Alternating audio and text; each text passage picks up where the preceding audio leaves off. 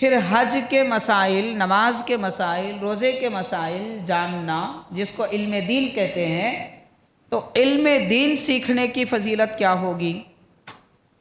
کیونکہ نماز تو فرض ہے، مگر نماز فرض ہے اس کا اسے پتہ ہی نہیں ہے تو کیا نماز پڑھے گا؟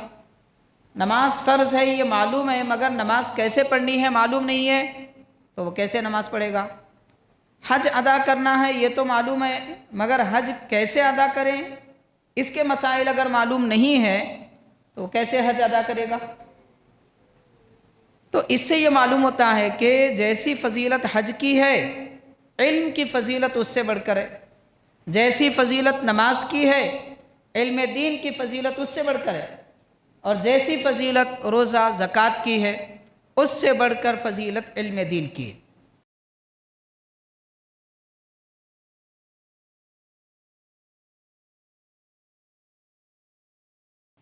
اللہ کا لشکر ہے، مطلب یہ ہے کہ دنیا میں ہر بادشاہ کا کوئی لشکر ہوتا ہے، ہر سلطان کا کوئی لشکر ہوتا ہے، ہر ملک کے کوئی محافظ اور اس کے مجاہد ہوتے ہیں۔ اللہ تعالیٰ کے لشکر کون ہے؟ جن کو رب نے اپنے لشکر ہونے کے لیے چن لیا۔ مطلب یہ ہوا کہ خالق کائنات نے ان لوگوں کو اپنا لشکر یعنی اپنا سپاہی بنایا۔ وہ تین کون ہیں؟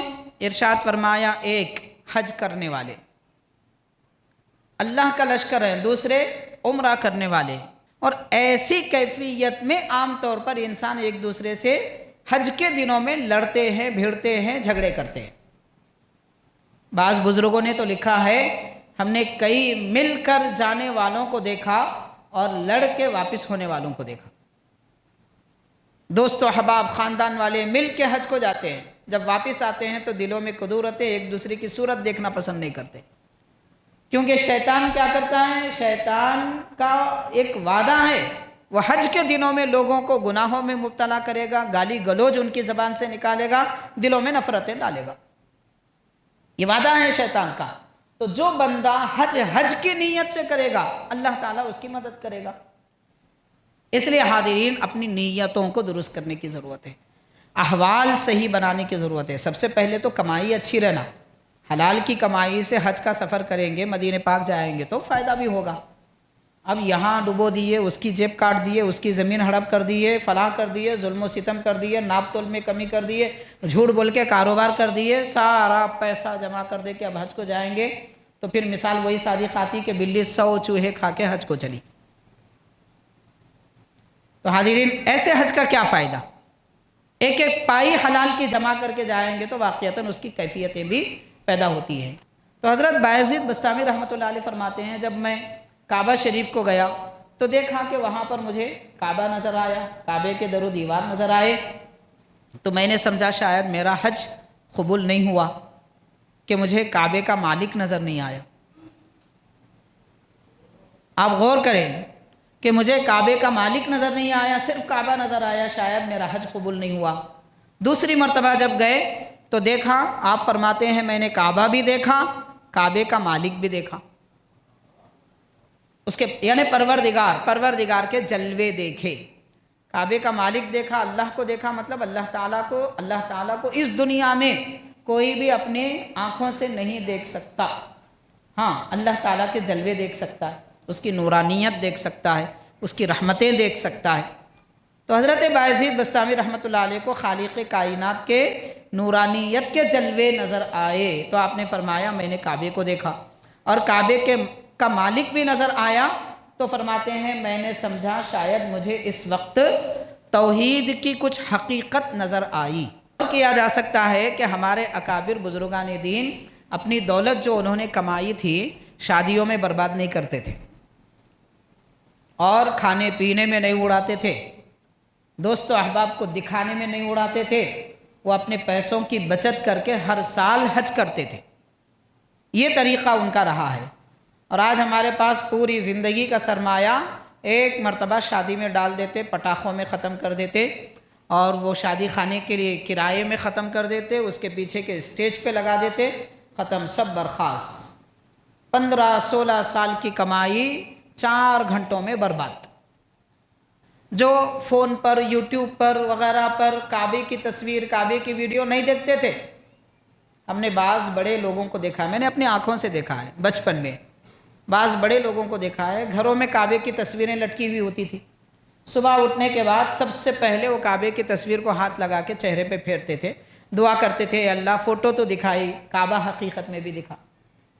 یہ تمنائیں تھی. آج کہاں ہے جناب یہ سب پاگلوں کی باتیں ہیں آج کل کے لوگوں کے لیے. آج کل کا نوجوان مسلمان بولتا ہے یہ کیا عجیب باتیں ہیں بھائی.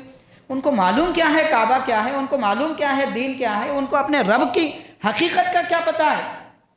اتنا دور مسلمان ہوتے جا رہے ہیں، صرف 25-30 سال کے درمیان میں یہ حال ہو چکا ہے. بہرحال حج عمرہ کریں، سرکار کے دربار میں زیارت کی نیت ہو تو نیت یہ ہونی چاہیے کہ ہم اللہ کے مہمان ہیں، اللہ کے رسول کے مہمان ہیں. اب وہاں جانے کے بعد بھی خریداری کی فکر، یہ خریدیں گے وہ خریدیں گے، یہ دیکھیں گے وہ دیکھیں گے، یہ کھائیں گے وہ کھائیں گے، زندگی بھر ماشاءاللہ یہاں پہ کھاتے رہے، پھر وہاں جا کے بھی کھانے کی فکر، وہاں جا کے خریدنے کی فکر. اپنا وقت بیکار کر دیتے ہیں، دور دور مقامات پہ جا کے سفر کر کے خرید کے لاتے ہیں.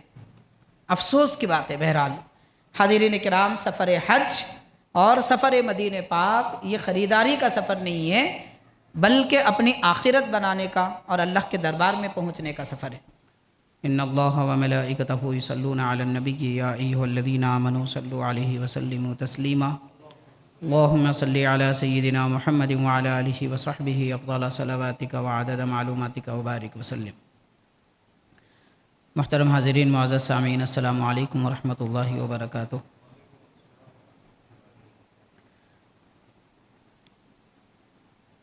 اللہ تبارک و تعالیٰ نے مالدار صاحب نصاب اور استطاعت رکھنے والے مسلمانوں پر حج بیت اللہ فرض کیا ہے.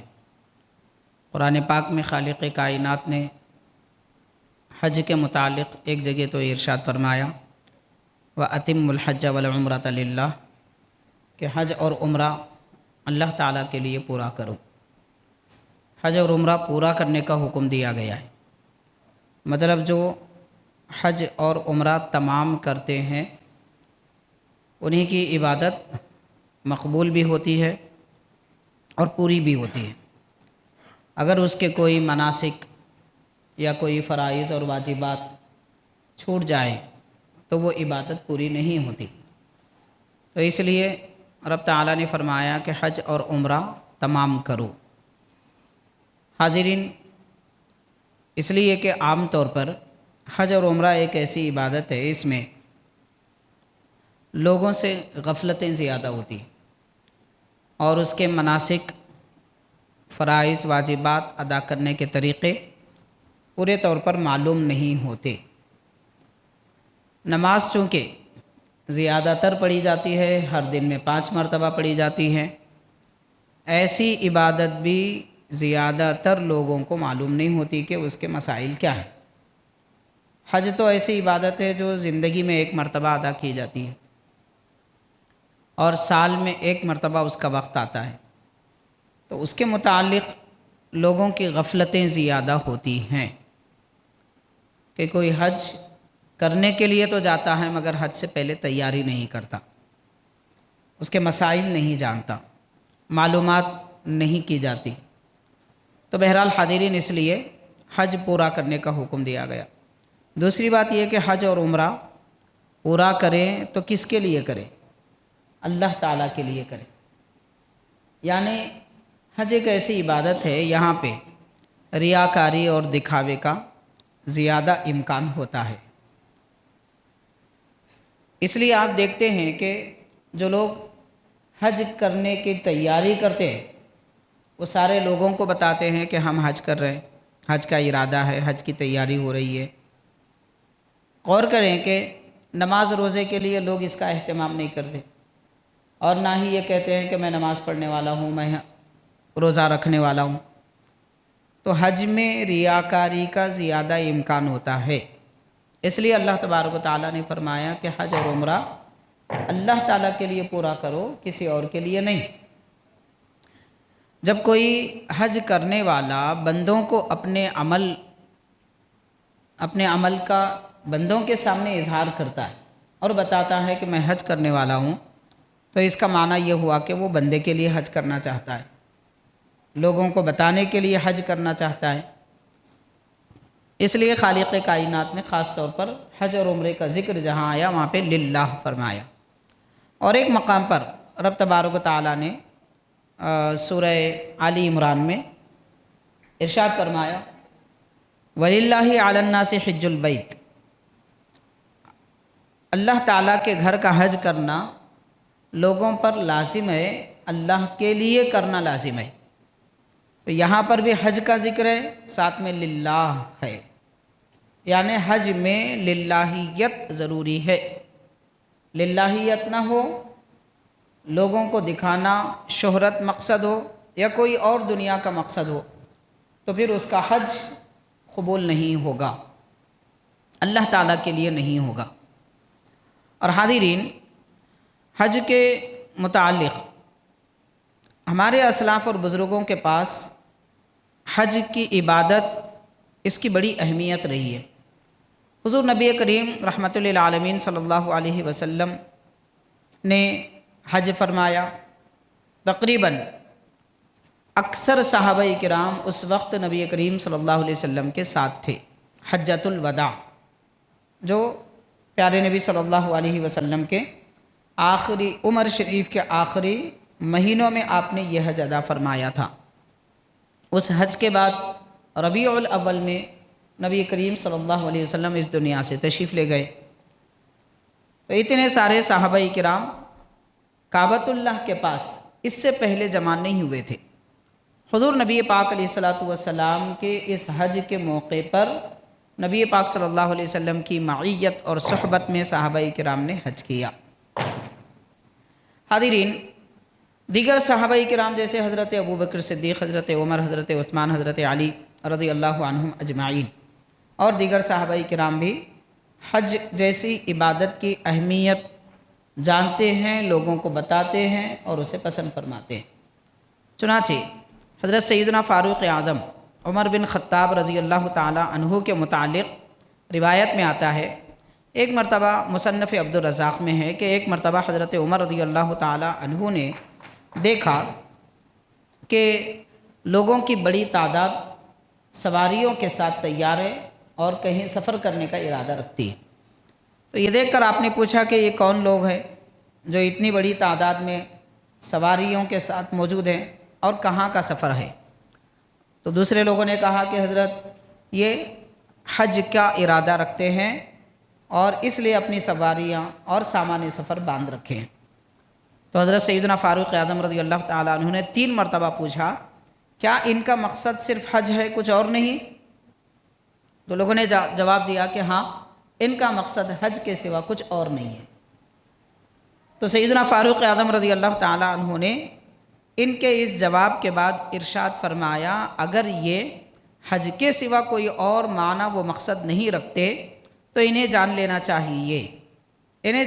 چاہیے کہ انہوں نے جو اونٹ راستے میں بٹھائے ہیں، اٹھائے ہیں، کہ جہاں سفر کرنے کا ارادہ ہوتا ہے اٹھاتے ہیں، جہاں رکنا ہوتا ہے بٹھاتے ہیں، تو جو اونٹ ان لوگوں نے راستے میں اٹھائے اور بٹھائے ہیں تو ان کے اس عمل کی فضیلت ایسی ہے کہ اگر اسے سنیں تو ان کی آنکھیں ٹھنڈی ہو جائیں۔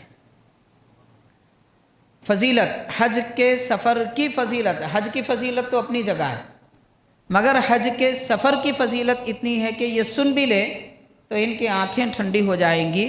پھر ارشاد فرمایا کہ ان کی سواری ایک قدم جو اٹھاتی ہے اور ایک قدم جو زمین پر رکھتی ہے، تو ان کی سواریاں یعنی اونٹ، اس زمانے میں جو اونٹ تھے اونٹ پر سوار ہو کر یہ جا رہے تھے، تو ان کے اونٹ کے ایک قدم اٹھانے پر اللہ تبارک و تعالیٰ ان کے اعمال میں، ان کی نیکیوں میں ایک درجہ بلند کر دے گا، اور اونٹ ہر قدم رکھنے پر ان کا ایک گناہ معاف ہو جائے گا۔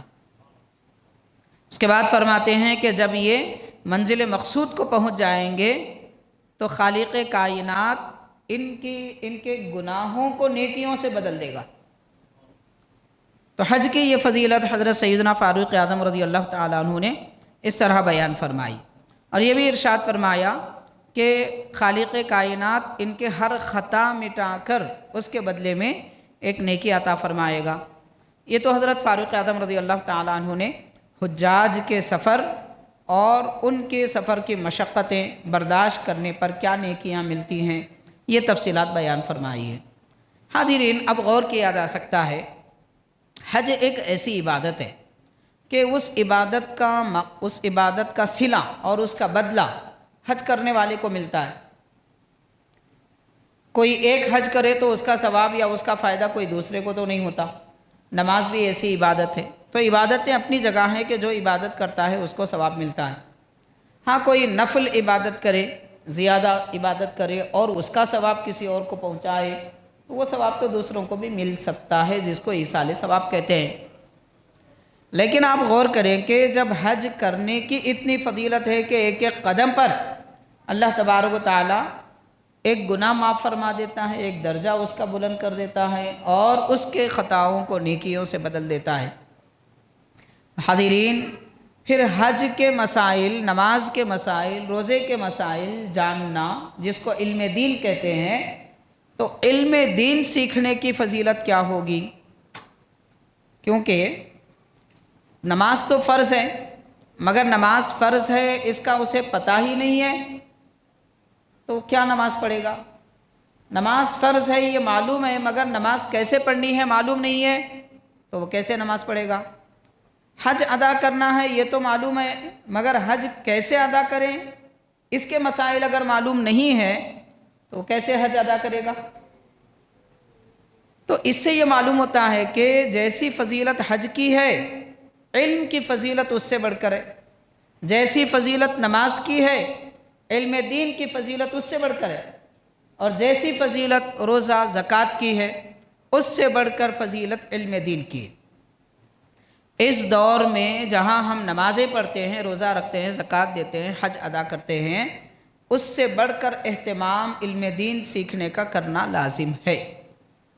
کیونکہ حاضرین، حضور نبی پاک علیہ الصلوۃ والسلام نے ارشاد فرمایا کہ علم دین اسلام کی زندگی ہے اور دین کا ستون ہے۔ جیسے 200 گز زمین پر چھت اگر ہم ڈالنا ہے، چھت قائم کرنا ہے تو اس کے ستون لگاتے ہیں، پلر لگاتے ہیں۔ وہ پلروں پر تو چھت قائم ہوتی ہے، وہ پلر اگر نہ ہو تو چھت کھڑی نہیں رہ سکتی۔ تو حاضرین، ایسے ہی دین اگر قائم رہتا ہے تو علم دین سے، علم نہیں ہے تو دین نہیں ہے۔ جیسے پلر نہیں ہے تو چھت نہیں ہے، عمارت نہیں ہے، دین کی عمارت بھی علم دین سے ہے۔ اس لیے علم دین سیکھنا یا اس کی مدد کرنا یا اس سے محبت رکھنا یہ ہر ایک مومن کے لیے لازم ہے۔ حضور نبی کریم رحمۃ للعالمین صلی اللہ علیہ وسلم نے ارشاد فرمایا، کن عالمن، کہ اے میرے امتی، یا تو خود عالم بن جا، او متعلمن، عالم نہیں ہے تو سیکھنے والا بن جا، متعلم بن جا، طالب علم بن جا۔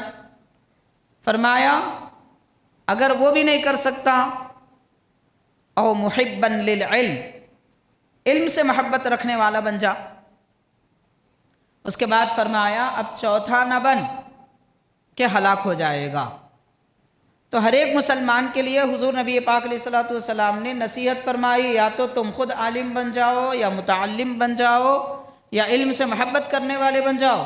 اگر یہ نہیں کر سکتے تو پھر چوتھے نہ بنو، یعنی علم سے بے پرواہ، علم سے غافل، علم سے نفرت رکھنے والے، یا علماء سے نفرت رکھنے والے، یا علم سیکھنے سکھانے والوں سے نفرت رکھنے والے، یا پھر علم کے مرکز جو دینی مدرسے ہیں ان مدرسوں کو مٹانے والے، یا اس سے متعلق بدگمانی پھیلانے والے، یا پھر لوگوں کے دل میں علم دین یا مدرسوں سے نفرت پیدا کرنے والے، اگر تم یہ بن جائیں گے تو سرکار نے فرمایا ہلاک ہو جاؤ گے۔ آج امت مسلمہ جو ہلاک ہو رہی ہے، میں یہ بات عرض کرنا چاہوں گا، دیکھیے آپ کے کتنے قانون مسلمانوں پر نافذ کیے جا رہے ہیں، جاری کیے جا رہے ہیں۔ سارے مسلمان کوشش کرنے کے باوجود بھی اتنی کوششیں کی جا رہی ہے، کچھ فرق پڑنے والا نہیں ہے۔ کیوں؟ یہ ہلاکت ہے امت مسلمہ کی۔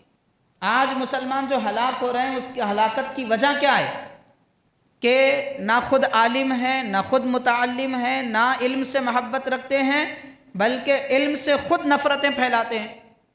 علماء سے نفرت، علم سیکھنے والوں سے نفرت، علم سکھانے والوں سے نفرت۔ تو یہ کیفیت امت مسلمہ کی ہے، تو ہلاک نہیں ہوں گے تو پھر کیا ہوں گے؟ تو پیارے نبی صلی اللہ علیہ وسلم نے جو ارشاد فرمایا ہے، آج اس فرمان کا مصداق مسلمان قوم نظر آ رہی ہے۔ اللہ تعالی ہماری حفاظت فرمائے۔ تو خیر، عرض کرنے کا مطلب ساری بات کا یہ ہے کہ حاضرین، حضور نبی پاک علیہ السلام نے حج کی بڑی فضیلت بیان فرمائی۔ حضرت عمر رضی اللہ تعالیٰ عنہ نے اس کی اہمیت ذکر فرمائی، اور ایک صحابی حضرت کعب رضی اللہ تعالیٰ عنہ وہ فرماتے ہیں کہ 3 لوگ اللہ تعالیٰ کا لشکر ہے، اللہ کا لشکر ہے۔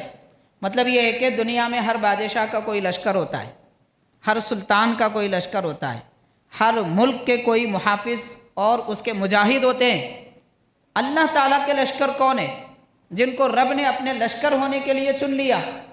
مطلب یہ ہوا کہ خالق کائنات نے ان لوگوں کو اپنا لشکر یعنی اپنا سپاہی بنایا۔ وہ 3 کون ہیں؟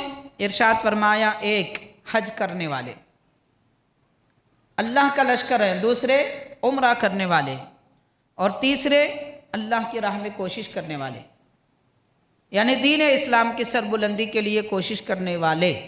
یہ 3 ایسے لوگ ہیں۔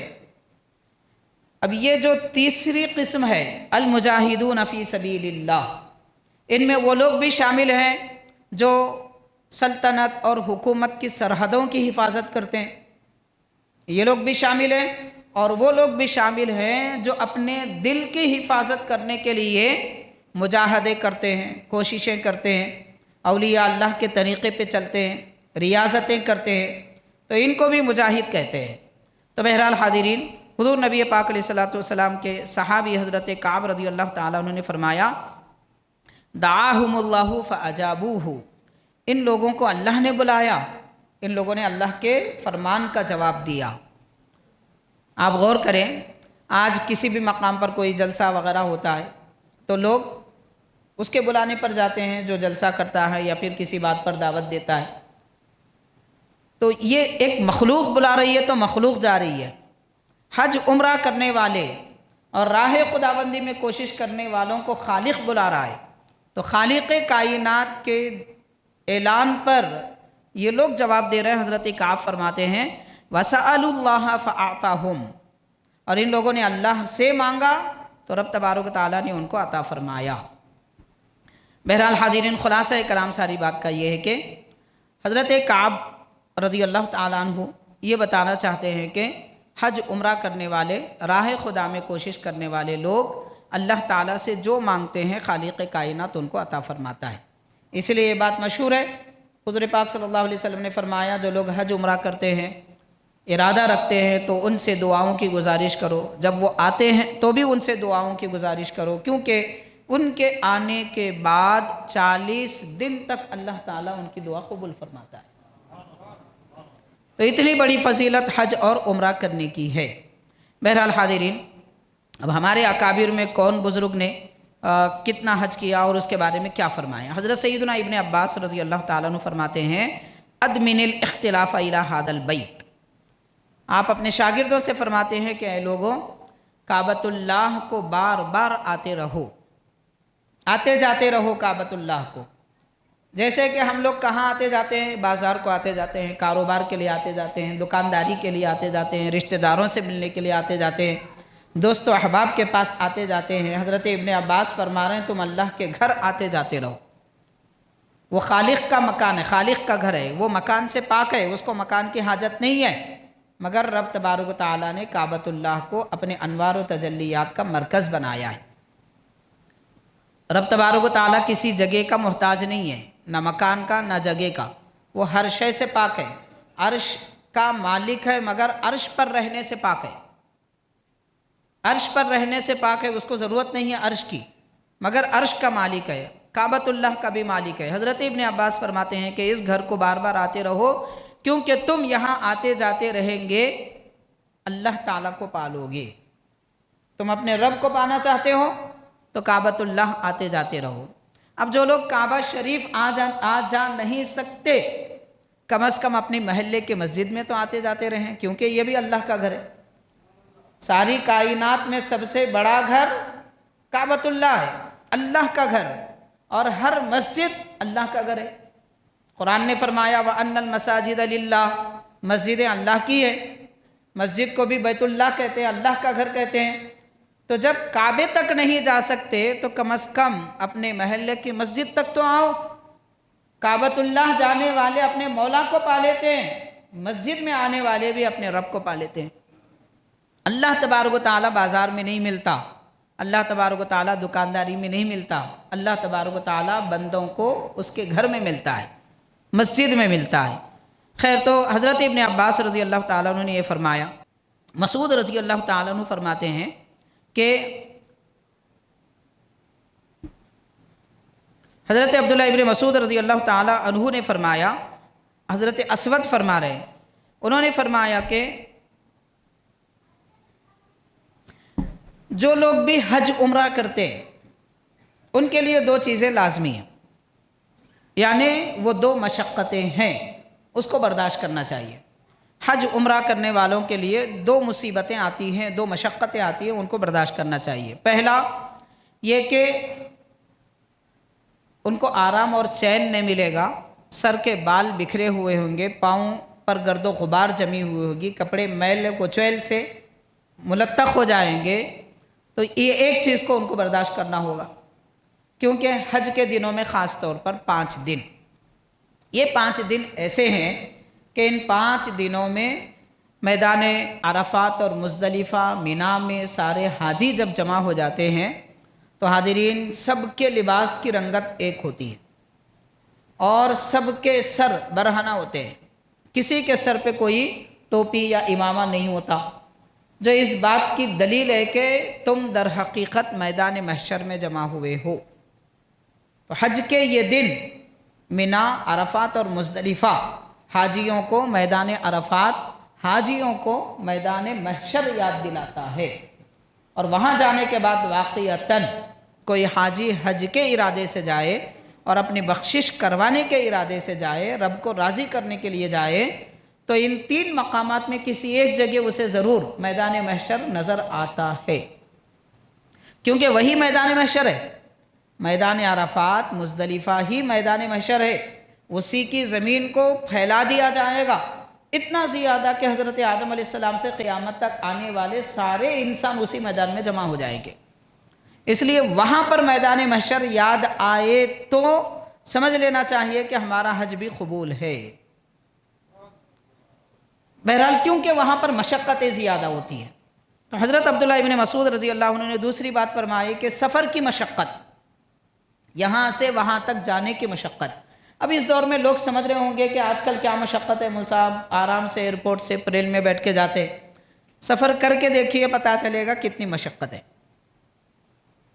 پتہ چلے گا وہاں جانے کے بعد معلوم ہوگا کہ ایک آدمی کو پلین میں بھی کیوں نہ سفر کرنا پڑے، ایئرپورٹ پر بھی کیوں نہ ہو، یہاں 2 گھنٹے انتظار، وہاں پہنچنے کے بعد کبھی آپ کو 8 گھنٹے کبھی 10 گھنٹے بھی انتظار کرنا پڑتا ہے، تو بڑی مشقت ہوتی ہے، مصیبت میں آدمی مبتلا ہو جاتا ہے۔ تو یہ سفر کو برداشت کریں، سفر کی مشقت اور جو مشکل گرد و غبار کی، کپڑوں کے میل و کچیل کی اور جو بے چینی کی کیفیت ہوتی ہے اس کو برداشت کرے، اف نہ کرے، تو اس کا حج مقبول ہوگا۔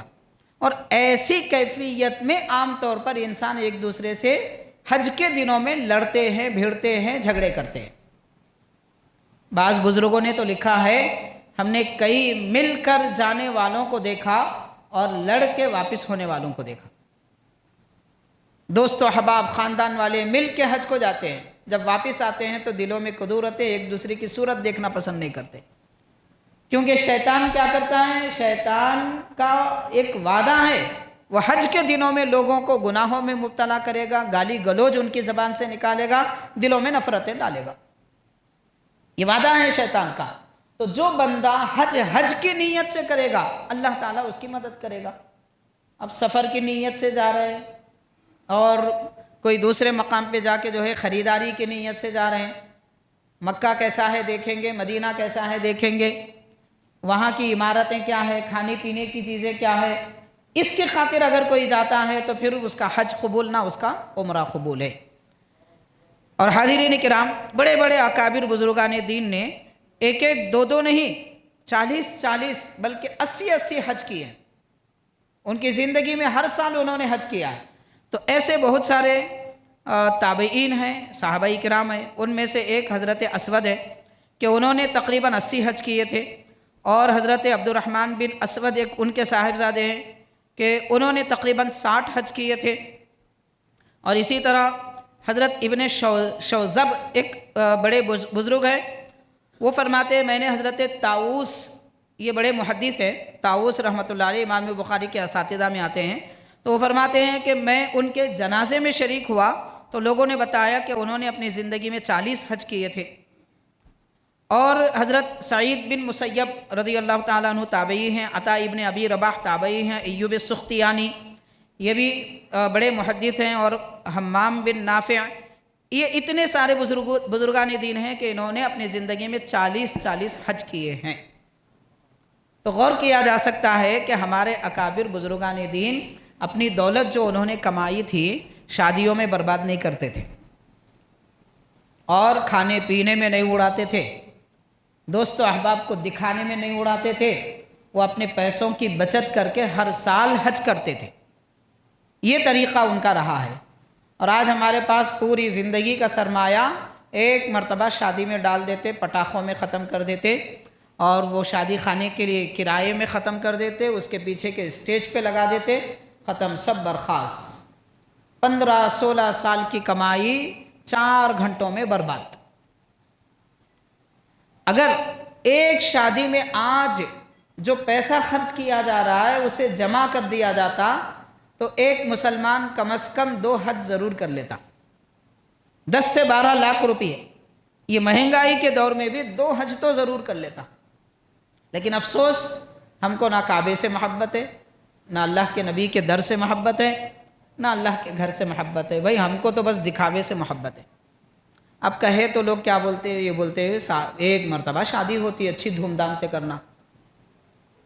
شادی ایک ہی مرتبہ ہوتی، حج بھی ایک ہی بار ہوتا، اس کو بھی تو دھوم دھام سے کرنا چاہیے۔ اور شادی ہم اپنے لڑکے لڑکیوں کی کر رہے ہیں تو ایک بار ہوتی کہہ کے 4 شادیوں کا خرچ ایک شادی میں ختم کر دے رہے۔ شادی ایک ہی مرتبہ ہوتی، ساتھ میں کسی 4 غریب لڑکے لڑکیوں کی شادی بھی کر دیجئے، ان کی بھی تو ایک ہی بار ہوتی، اپنے پیسوں کی بچت کر کے ان کی شادی بھی تو ایک ہی بار ہوتی، تو ان کی شادی کی فکر بھی کرنی چاہیے۔ خیر، تو حاضرین کرام، فضول خرچیوں سے بچنا چاہیے، کہنے کا یہ مقصد ہے۔ اب ان سب باتوں کے ساتھ میں بعض بزرگان دین کے احوال ہیں حج اور نبی پاک صلی اللہ علیہ وسلم کے روضہ اقدس پر حاضری کے متعلق ان کے طور طریقے کیا تھے، کیفیتیں کیا تھیں، وہ ان کے فکر کا انداز کیا تھا، وہ کیسے حج کرتے تھے، کیسے حضور کے دربار میں حاضر ہوتے تھے، دل کی کیفیتیں کیا تھیں، اور اللہ کے دربار سے، نبی کے دربار سے ان کو کیا نعمتیں ملتی تھی، اس بارے میں چند واقعات ہم آپ کے سماعت میں لائیں گے۔ حاضرین، حضرت داتا گنج بخش علی حجویری رحمۃ اللہ علیہ اپنی کتاب کشف المحجوب میں لکھتے ہیں، ایک مرتبہ حضرت بایزید بسطامی رحمۃ اللہ علیہ شہر مکہ کا ارادہ کر کے حج کے ارادے سے نکلے، کعبۃ اللہ تک پہنچے تو دیکھیے آج آپ بھی جاتے ہیں، ہم بھی جاتے ہیں تو کعبے کی تعمیر نظر آتی ہے، اس کے پیارے پیارے مقدس نورانی سیاہ پتھر نظر آتے ہیں، اس کا غلاف نظر آتا ہے، وہ در و دیوار نظر آتے ہیں۔ کعبے کے پتھر بھی عالی شان ہیں، کعبے کے پتھر وہ پتھر ہیں جو جنت سے لائے گئے، اس میں جو پتھر لگائے گئے۔ حضرت بندہ نواز گیسو دراز علیہ رحمت و رضوان نے ارشاد فرمایا کہ کعبے کے پتھروں میں کشش ہے کہ جو ایک مرتبہ اس کے پاس آ جاتا ہے وہ اس کے دل کو اپنے پاس جما لیتے ہیں کہ پھر وہ واپس جانا نہیں چاہتا، اگر جاتا ہے تو پھر وہ تڑپ اس کی باقی رہتی ہے کہ دوبارہ آؤ۔ تو یہ کعبہ شریف کی کشش ہے، وہ بھی مقدس ہے، لیکن بزرگان دین کے دیکھنے سوچنے کا انداز کچھ نرالا تھا۔ تو حضرت بایزید بسطامی رحمۃ اللہ علیہ فرماتے ہیں جب میں کعبہ شریف کو گیا تو دیکھا کہ وہاں پر مجھے کعبہ نظر آیا، کعبے کے در و دیوار نظر آئے، تو میں نے سمجھا شاید میرا حج قبول نہیں ہوا کہ مجھے کعبے کا مالک نظر نہیں آیا۔ آپ غور کریں کہ مجھے کعبے کا مالک نظر نہیں آیا، صرف کعبہ نظر آیا، شاید میرا حج قبول نہیں ہوا۔ دوسری مرتبہ جب گئے تو دیکھا، آپ فرماتے ہیں میں نے کعبہ بھی دیکھا، کعبے کا مالک بھی دیکھا، اس کے یعنی پروردگار کے جلوے دیکھے۔ کعبے کا مالک دیکھا، اللہ کو دیکھا، مطلب اللہ تعالیٰ کو اس دنیا میں کوئی بھی اپنے آنکھوں سے نہیں دیکھ سکتا، ہاں اللہ تعالیٰ کے جلوے دیکھ سکتا ہے، اس کی نورانیت دیکھ سکتا ہے، اس کی رحمتیں دیکھ سکتا ہے۔ تو حضرت بایزید بسطامی رحمۃ اللہ علیہ کو خالق کائنات کے نورانیت کے جلوے نظر آئے، تو آپ نے فرمایا میں نے کعبے کو دیکھا اور کعبے کا مالک بھی نظر آیا، تو فرماتے ہیں میں نے سمجھا شاید مجھے اس وقت توحید کی کچھ حقیقت نظر آئی۔ آپ غور کیجئے، آج لوگ توحید کے نام پر بڑے دعوے کرتے ہیں کہ توحید، مسلمان کو توحید جاننا چاہیے۔ بایزید بسطامی رحمۃ اللہ علیہ سے پوچھو توحید کس کو کہتے ہیں؟ صرف کعبے کی عمارت دیکھنے کو وہ توحید نہیں کہتے، مالک کعبہ کے جلوے نظر آئیں تو توحید کی حقیقت سے کچھ پردہ ہٹا، یہ فرما رہے ہیں۔ پھر تیسری مرتبہ گئے تو آپ فرماتے ہیں اللہ تبارک و تعالیٰ کی شان اور عظمت کے وہ جلوے نظر آئے جو پہلے نہیں دکھے تھے، تو فرماتے ہیں اب میں نے میرے مالک کو دیکھ کر سمجھا کہ مجھ پر توحید کھل گئی، اللہ تعالیٰ کی یکتائی، خالق کائنات کی وحدانیت۔ حاضرین، اب آپ سمجھ رہے ہوں گے توحید کیا ہوتی مول صاحب، وحدانیت کیا ہوتی اللہ تعالیٰ کی۔ میں مثال دینے کے لیے سمجھا رہا ہوں، ورنہ وہ مثال یہاں پر کسی بھی اینگل سے فٹ نہیں ہوتی، صرف مثال دینے کے لیے۔ حاضرین، آپ سے اگر پوچھا جائے کہ دنیا میں سب سے بڑا مالدار کون ہے، ایک دو لوگوں کے نام لیں گے، اتنا بڑا مالدار ہے کہ بس اس کی تو دنیا میں کوئی اس کا مقابلہ نہیں کر سکتا۔ پھر پوچھیں گے بڑا طاقتور کون ہے، بولیں گے وہ فلاں آدمی ہے۔ یہ سب کیا ہے؟ یہ سب یہ ہے کہ مالداری میں وہ آدمی اکیلا ہے، طاقت میں وہ آدمی اکیلا ہے، بے مثال حکومت وہ فلاں مقام کی ہے، تو ہر ایک کو ہم ایسا دیکھنا چاہتے ہیں کہ اس کے جیسا کوئی نہیں، تو اس پر ہم رشک کرنے لگتے ہیں، ارے کیا آدمی ہے بھئی، اتنا بڑا مالدار ہے، کیا آدمی ہے، اتنا بڑا طاقتور ہے، یہ سپر پاور ملک ہے، وہ فلاں ہے۔ ہم اس میں رہ گئے، اپنے رب کو بھی پہچانا ہے، اپنے مالک کو بھی جانا ہے، خالق کائنات کو جاننے کی کوشش بھی کی ہے۔ وہ ایسا یکتا، ایسا وحدہ لا شریک لہ ہے کہ ساری کائنات میں کوئی اس جیسا نہیں ہے، طاقت و قوت میں سب سے اعلیٰ، غلبہ اور سلطنت میں سب سے اعلیٰ، سخاوت اور عطاؤں میں بے مثال، کسی بھی اعتبار سے بے مثال، اس کے جیسا کوئی نہیں، وہ یکتا ہے، بے مثال ہے، لاجواب ہے، وحدہ ہے۔ تو یہ توحید ہے، توحید کے جلوے کعبے کے در و دیوار میں اکابر کو ہمارے نظر آتے تھے، تو وہ کعبہ اس لیے جاتے تھے کہ خالق کائنات کے جلوے دیکھیں۔ اس لیے حاضرین، ایک بڑا مشہور واقعہ ہے، میں بیان تو کروں گا، ہو سکتا بعد میں کوئی ویڈیو دیکھیں تو وہ ویڈیو ان کو سمجھ میں نہ آئے، آپ حضرات سمجھ جائیں گے مطلب کیا ہے، کیونکہ ہم پیچھے سے جو تسلسل سے چل رہے ہیں سمجھ میں آئے۔ بعض لوگوں کو جلدی باتیں نہیں سمجھ میں آتی، اس لیے کچھ نہ کچھ کمنٹس کر دیتے ہیں، اعتراض کر دیتے ہیں، ارے ایسا کیسا ہوتا، ویسا کیسا ہوتا۔ تو حاضرین، یاد رکھنا چاہیے کہ جو بات ہماری عقل میں نہ آئے، ہماری سمجھ میں نہ آئے، وہ غلط نہیں ہوتی، جبکہ وہ دین کی بات ہو۔ میں باقی دنیا کی باتیں نہیں کر رہا ہوں، دین کی بات ہے اور ہماری عقل میں نہ آئے تو یہ سمجھنا چاہیے کہ میری عقل چھوٹی ہے، دین کو چھوٹا نہیں سمجھنا چاہیے، بزرگوں کو چھوٹا نہیں سمجھنا چاہیے، ان کے حالات کو غلط نہیں سمجھنا، اپنی عقل کو چھوٹی ماننا۔ تو اللہ تعالیٰ وہ ہم چھوٹا سمجھیں اس لیے ہماری عقل کو بھی بڑی کر دے گا۔ تو خیر حاضرین، حضرت ابراہیم ادہم رحمۃ اللہ علیہ 14 سال سفر طے کرتے ہوئے کعبۃ اللہ پہنچے، 14 سال سفر طے کرتے ہوئے کعبۃ اللہ پہنچے۔ ایسا کیسا سفر کیے؟ ہر قدم پہ 2 رکعت نماز پڑھ کے جاتے تھے اور کہتے تھے کہ یہ کعبے کا سفر ہے، میرے مالک کا گھر دیکھنے کے لیے جا رہا ہوں، اتنی آسانی سے جائیں گے؟ اس کو راضی کرنے کے لیے ہر قدم پر 2 رکعت نماز پڑھتے تھے. اور جب آپ وہاں پہنچے تو فرماتے ہیں کہ میں نے کعبے کو وہاں نہ پایا. جب کعبے کے پاس پہنچے تو کعبے کو نہ پایا. کعبہ نہ پایا مطلب کعبے کے در و دیوار تھے، مگر کعبے پر اللہ کی رحمت اور تجلیات کے جو جلوے تھے وہ جلوے وہاں موجود نہیں تھے. اس وقت جو جلوے ہوتے ہیں وہ موجود نہیں تھے. تو آپ نے کسی بزرگ سے پوچھا کہ اس کے جلوے کعبے کے کہاں گئے؟ تو آواز آئی غیب سے کہ رابعہ بصریہ سے ملنے کے لیے گئے. رابعہ بصریہ وہ خاتون تھی جو استطاعت نہیں رکھتی تھی کہ کعبے کی طرف آئے، تو خالق کائنات نے اپنے جلوے وہاں بھیج دیے. پتہ کیا چلا؟ بندے کے دل میں تڑپ جیسی ہوتی ہے، خالق کائنات اسی مقام پہ اسے وہ نعمت عطا فرماتا ہے. اس لیے حاضرین، طاقت نہ ہو، استطاعت نہ ہو، دولت نہ ہو تو کم از کم تڑپ تو ہونی چاہیے. اور یہ تڑپ پچھلے زمانے کے لوگوں میں تھی جو فون پر، یوٹیوب پر وغیرہ پر کعبے کی تصویر، کعبے کی ویڈیو نہیں دیکھتے تھے. ہم نے بعض بڑے لوگوں کو دیکھا، میں نے اپنی آنکھوں سے دیکھا ہے بچپن میں، بعض بڑے لوگوں کو دیکھا ہے گھروں میں کعبے کی تصویریں لٹکی ہوئی ہوتی تھی. صبح اٹھنے کے بعد سب سے پہلے وہ کعبے کی تصویر کو ہاتھ لگا کے چہرے پہ پھیرتے تھے، دعا کرتے تھے اللہ فوٹو تو دکھائی، کعبہ حقیقت میں بھی دکھا. یہ تمنائیں تھی. آج کہاں ہیں جناب یہ سب پاگلوں کی باتیں ہیں آج کل کے لوگوں کے لیے. آج کل کا نوجوان مسلمان بولتا ہے یہ کیا عجیب باتیں ہیں بھائی. ان کو معلوم کیا ہے کعبہ کیا ہے، ان کو معلوم کیا ہے دین کیا ہے، ان کو اپنے رب کی حقیقت کا کیا پتہ ہے. اتنا دور مسلمان ہوتے جا رہے ہیں. صرف 25-30 سال کے درمیان میں یہ حال ہو چکا ہے. آپ غور کریں 1400 سال پہلے کے مسلمان کیسے تھے ہوں گے اور آج کا مسلمان کیسا ہے. کہ آج سے 25 سال پہلے کا مسلمان چمکدار ستارے نظر آتا تھا اور آج کا مسلمان کوئلہ دکھ رہا ہے، کوئلہ. یہ کیفیتیں ہو چکی ہے. اس لیے حاضرین، بزرگوں کے حالات پڑھیں، دین کو سمجھے. ہم کو پیدا ہی اس لیے کیا گیا ہے کہ ہم دیندار رہیں. کمائی کے لیے مسلمان کو نہیں پیدا کیا گیا، دکانداری کے لیے مسلمان نہیں پیدا ہوا، کھانے پینے کے لیے مسلمان نہیں پیدا ہوا، نہ ہی اپنا رزق ڈھونڈنے کے لیے مسلمان پیدا ہوا ہے.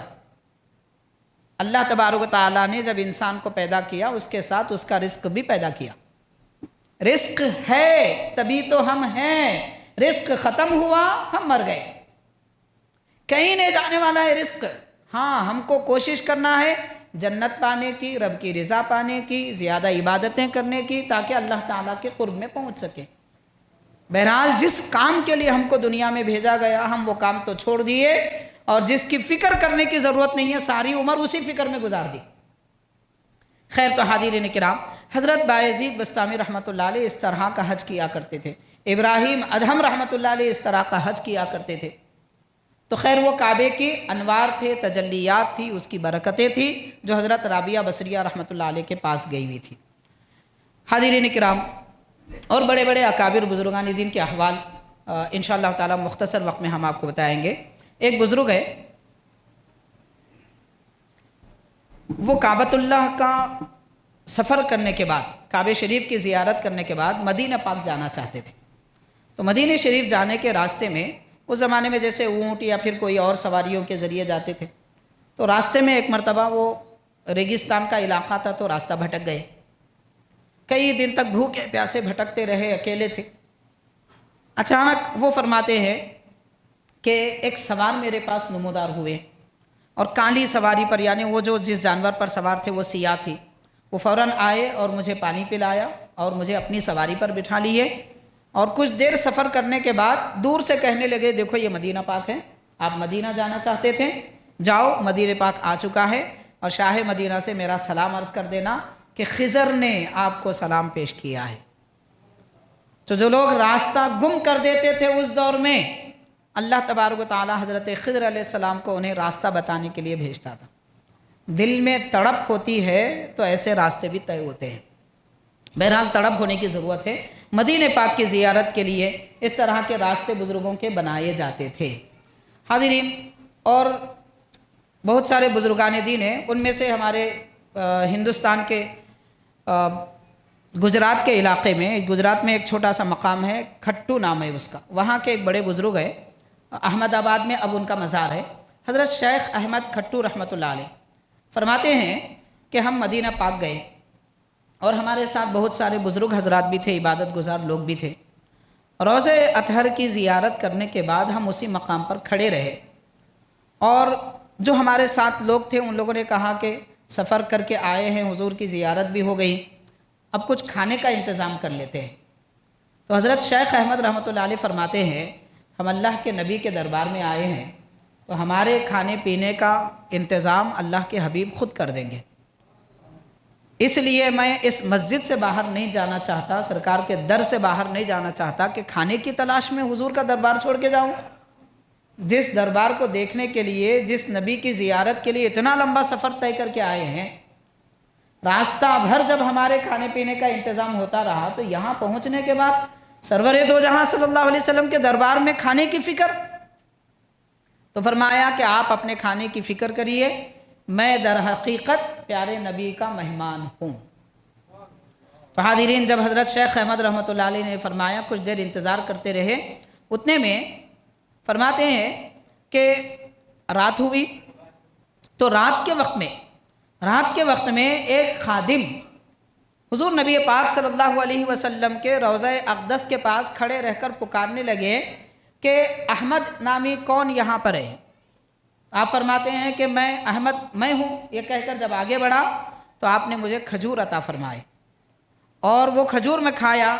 ऐसे लजीज खजूर थे कि उसकी लज्जत न पहले मैंने कभी चखी थी न बाद में कभी चखा। और वो खादिम ने कहा कि ये प्यारे नबी सल्लल्लाहु अलैहि वसल्लम ने आपको अता की है। तो हाज़रीन, बहरहाल हज उम्रा करें, सरकार के दरबार में ज़ियारत की नीयत हो तो नीयत ये होनी चाहिए कि हम अल्लाह के मेहमान हैं, अल्लाह के रसूल के मेहमान हैं। अब वहाँ जाने के बाद भी ख़रीदारी की फ़िक्र, ये ख़रीदेंगे वो ख़रीदेंगे, ये देखेंगे वो देखेंगे, ये खाएंगे वो खाएंगे, ज़िंदगी भर माशाअल्लाह यहाँ पे खाते रहे, फिर वहाँ जाके भी खाने की फ़िक्र, वहाँ जाके ख़रीदने की फ़िक्र, अपना वक्त बेकार कर देते हैं, दूर दूर मकामात पे जाके सफ़र करके ख़रीद के लाते हैं। अफसोस की बात है। बहरहाल हाज़रीन किराम, सफ़र हज और सफ़र मदीने पाक ये ख़रीदारी का सफ़र नहीं है, बल्कि अपनी आखिरत बनाने का और अल्लाह के दरबार में पहुँचने का सफ़र है। हाज़रीन किराम, और एक रिवायत में आता है, एक बड़े बुज़ुर्ग है, हज़रत शाह औलिया आपका नाम है, और हज़रत मोइनुद्दीन शाह मोइनुद्दीन क़ादिरी रहमतुल्लाह अलैह के साहिबज़ादे हैं। ये बुज़ुर्ग का मज़ार वारंगल में है। तो हज़रत शाह औलिया रहमतुल्लाह अलैह, जो हज़रत शाह मोइनुद्दीन रहमतुल्लाह अलैह के साहिबज़ादे हैं, हरमैन शरीफैन की ज़ियारत के लिए गए और हज से फ़ारिग़ होकर मदीने पाक गए। सरकार दो आलम सल्लल्लाहु अलैहि वसल्लम के रोज़ा मुबारक की जाली के अंदर जाना चाहे, ये तकरीबन 400-500 साल पहली बात है। उस वक्त जाली मुबारक भी थी, उस वक्त भी खादिम होते थे, उस वक्त भी रोज़ा पाक के अंदर जाने की आम तौर पर किसी को इजाज़त नहीं थी। बड़े बड़े अकाबिर औलिया इकराम भी जाते थे तो उनको इजाज़त नहीं मिलती थी। बहुत कम हजरात ऐसे हैं जिनको सरकार के रोज़ा पाक में हाज़िरी का मौका मिला है। तो हज़रत शाह औलिया रहमतुल्लाह अलैह के मुतालिक ये फरमाया जाता है, आप सरकार के रोज़े में जाना चाहे, खादिमों ने रोका तो आपने फरमाया, मैं अल्लाह के नबी का फ़र्जंद हूँ, मुझे जाने से रोकते हो। खादिमों से जब आपने खादिमों ने रोका तो आपने ये फरमाया। तो खादिम कहने लगे, अगर आप अल्लाह के नबी के फ़र्जंद हैं तो प्यारे नबी को आवाज़ दो, अगर हुजूर आपकी आवाज़ का, आपके सलाम का जवाब देंगे और फरमाएं कि इन्हें अंदर भेज दो तो हम आपको भेज देंगे। तो ये तो एक ज़ाहिरी तौर पर एक ऐसी बात थी कि मुमकिन नहीं थी, ज़ाहिरन मुमकिन नहीं था।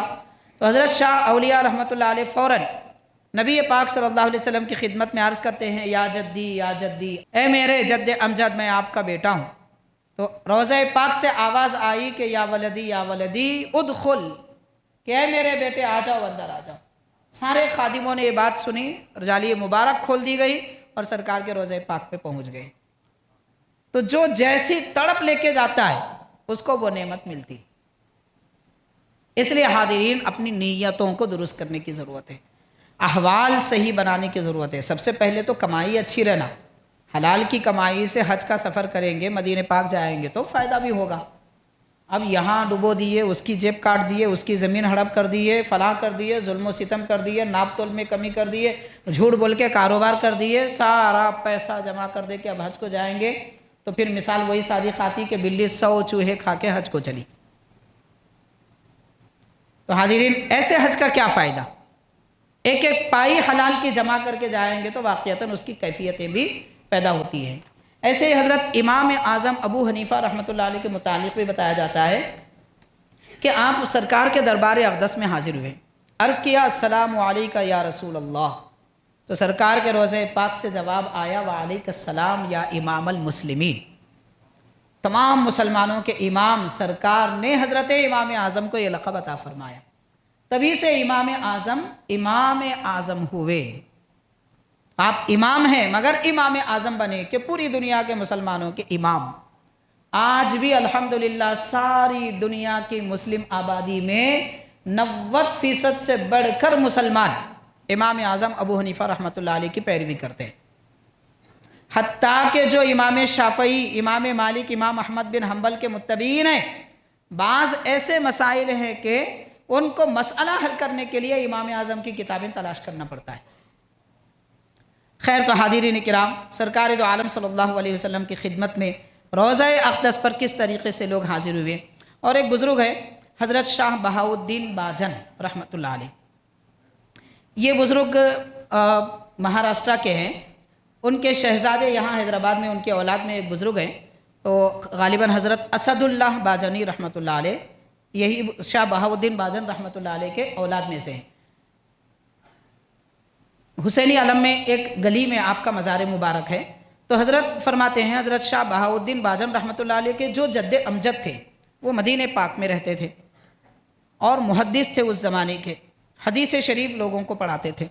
ان کا حال یہ تھا، حدیث شریف پڑھانے کے درمیان میں سرکار کی مسجد میں حدیث پاک کا درس دیتے تھے، ہزاروں لوگ آپ کی صحبت میں بیٹھتے تھے، سرکار کی حدیث پڑھا کرتے تھے۔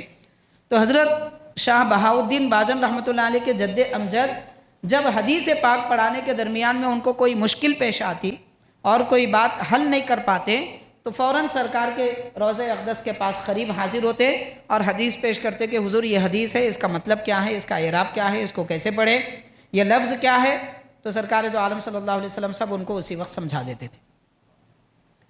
پھر اپنی مسند پر آ کر حدیث کا درس جاری رکھتے تھے۔ تو پیارے نبی صلی اللہ علیہ وسلم وصال اقدس کے بعد بھی اپنی امت پر نظر کرم فرماتے ہیں، ان کو حدیث بھی پڑھاتے، ان کی ضرورتیں بھی پوری کرتے، ان کو کھلاتے پلاتے بھی ہیں، ان کی مصیبتیں بھی دفع فرماتے ہیں۔ تو ایسے بے مثال نبی کی ہم امت ہیں، تو ہمارا کام یہ ہے کہ مشکلات کے وقت پیارے نبی صلی اللہ علیہ وسلم کی طرف رجوع کریں۔ اس وقت ہم ہندوستانیوں پر جو مصیبتوں کے پہاڑ توڑے جا رہے ہیں، ایسے موقع پر حاضرین ہمارا کام یہ ہے تدبیریں بعد میں کریں، پہلے اللہ کے نبی کے دربار میں رجوع کریں، حضور پاک صلی اللہ علیہ وسلم سے مانگ کر دیکھیے کہ دنیا میں کوئی کبھی خالی ہاتھ واپس نہ گیا ہے نہ جا سکتا ہے۔ مانگنے والے کے دل کی کیفیت اور اس کی تڑپ کا معاملہ ہونا چاہیے، جتنا زیادہ کیفیت رکھے گا، جیسی تڑپ اور دل میں درد رکھے گا، ویسی نعمت اسے ملے گی۔ یہ جو حالات ہیں جناب، یہ کوئی معنی نہیں رکھتے، ایک پردہ ہے، بس ایک لمحے میں ہٹ سکتا ہے۔ شرط یہ ہے کہ امت مسلمہ میں تڑپ پیدا ہو۔ سب مصیبتیں نازل ہو رہی ہیں مگر نہ ہمارے گانے چھوٹتے ہیں، نہ بجانے چھوٹتے ہیں، نہ شادیوں کی رونقیں چھوٹتی ہیں، اور نہ ہی سڑکوں میں شور و شغب چھوٹتا ہے، نہ ہی کوئی بات چھوٹتی ہے۔ جیسے ہیں ہم ویسے ہی ہیں، پیٹا جا رہا ہے، مارا جا رہا ہے، مگر ہمارا دل تھکا نہیں لگا اس کو۔ اب یہ کیفیتوں کے ساتھ رہیں گے تو کہاں تبدیلی آئے گی؟ تبدیلی آنے کے لیے دل کا تڑپنا ضروری ہے۔ مثال بڑی مشہور ہے، پرانے زمانے کے لوگ کہتے ہیں بچہ روئے گا تو ماں دودھ پلائے گی۔ بچے کو رونا ہی نہیں آتا تو کیا سمجھے گی ماں کہ اس کو تو بھوک نہیں لگتی؟ تو اس لیے حاضرین ذرا ہم رو کر بھی دکھائیں، تڑپ کر بھی دکھائیں۔ دنیا کی تدبیریں رہنے دیجئے بھائی، کون سی حکومت سے ہم مانیں گے؟ جس رب نے ہم کو یہ نعمتیں دی ہے وہ رب سے مانگیے۔ کون سی حکومت ہم کو کیا دے سکتی ہے؟ یہ لوگ خود غلام ہیں پروردگار کے، غلام بھی کبھی کسی کو دے سکتا ہے۔ کیا ضرورت ہے ان سے مانگنے کی؟ اپنے مالک سے مانگ کر دیکھیے، پھر دیکھیے کیا کمال ہوتا ہے، کیسی تبدیلی آتی ہے۔ مگر دل کی طرف سے ہونا چاہیے۔ بہرحال حاضرین کرام، جو بھی کیفیتیں ہیں حج اور عمرے وغیرہ کے متعلق اکابر اور بزرگان دین کے احوال اور کیفیات اور ہمارے حالات کے متعلق چند باتیں آپ کے گوشے گزار کی گئی ہیں۔ اللہ تبارک و تعالی ہم سب کو ان کیفیتوں کا مالک بنائے، بزرگان دین کے قلب کی راحتیں اور ان کے دل کی محبتیں ہمارے دلوں میں اونڈیل دے، خالق کائنات کی محبت اور اس کی توحید کی معرفت ہم سب کو عطا فرمائے۔ صلی اللہ تعالی وسلم علی خیر خلقہ سیدنا محمد وآلہ واصحابہ اجمعین، والحمد للہ رب العالمین۔